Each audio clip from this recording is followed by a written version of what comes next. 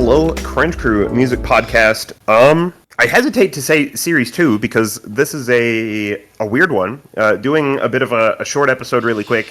You may remember a while back when we were doing Bring Me the Horizon, we mentioned that we would talk about their new album, Posthuman NextGen, when that dropped.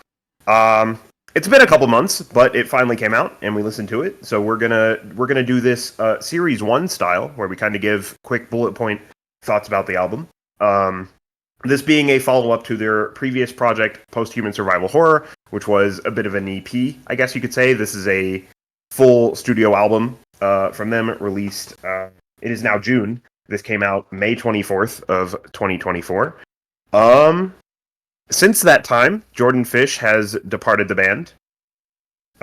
So I think Ollie is handling everything that Jordan was doing, if I'm seeing the credits correctly.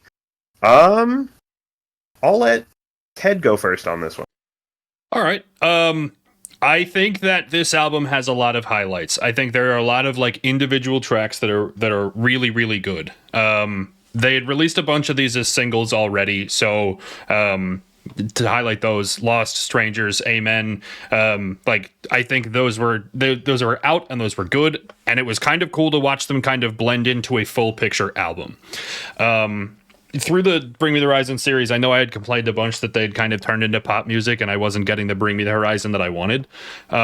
This felt like a really good blend of pop garbage and creative Bring Me the Horizon music, and I dug this a lot. I think I've probably put like 8 or 9 of these tracks onto like the playlist that I just have to listen like when I'm in the car or at the gym or whatever. Like there's a lot of highlights. I also think there are a lot of features in this that are really, really good. Like I said, Amen had already been out, but Daryl Palumbo and Lil Uzi Vert was very cool. Seeing Under Oath on a track was really nostalgic. The Aurora feature in Limousine was really good. Like there were a lot of pieces of this that were super, super interesting, unique, and really good. It wasn't quite the follow-up that I was necessarily expecting after Survival Horror, but I was very happy to have this album. I loved it. It's really good. I don't know if I have anything bad or negative at all to say about this. I think that maybe some of us were feeling that Ollie may have been giving us a heavier album this time, especially with the last time he had a lot of heavier like screams in it, and this time he actually did have a surprising amount of like much heavier vocals, like harsh vocals that I was like, damn, I haven't heard this from Ollie in like a long time, and it sounds like he's doing it well now. Like it sounds like he has it really. It sounds like Count Your Blessings, like his vocals, if he really actually had them refined perfectly back then. His screams sound so much better and so much more refined, and it really shows his improvement. I love everything on this album. Like I said, I don't think I could even point out a low light. So just going through my notes here, I really liked the kind of throwback to the kind of 2010s post-hardcore vibes that were across this whole album.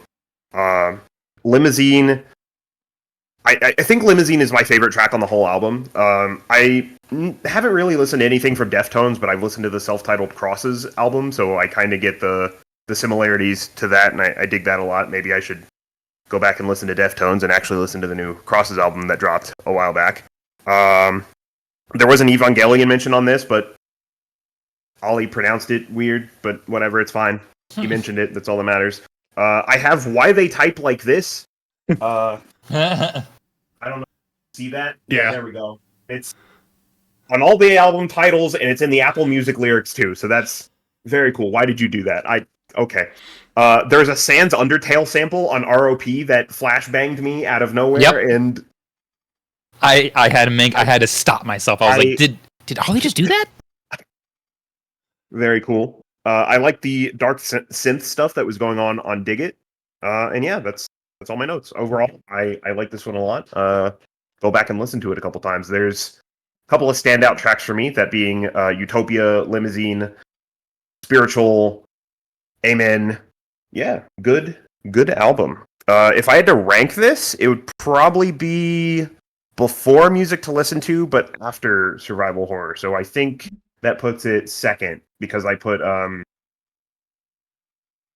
yeah, that puts it second. Yeah. I don't remember my rankings offhand.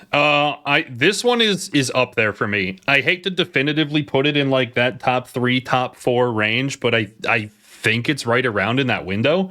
I certainly like Suicide Season, and There Is a Hell probably a little bit more than this, but this is right there with survival horror. Like this is a really good album. It's creative, it's unique. I like this one a lot.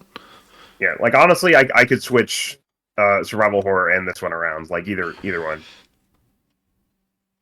Yeah, I think I'd probably have to put this in. I'd probably have to put this in my top 3. Again, I also don't remember. I don't know off the top of my head. Okay, yeah, I'd probably have to put it. I'd probably put it 3rd. Yeah, after Sempiternal. All right. Well, that's gonna wrap it up for this, and nice and quick one. We'll catch y'all next time. See you.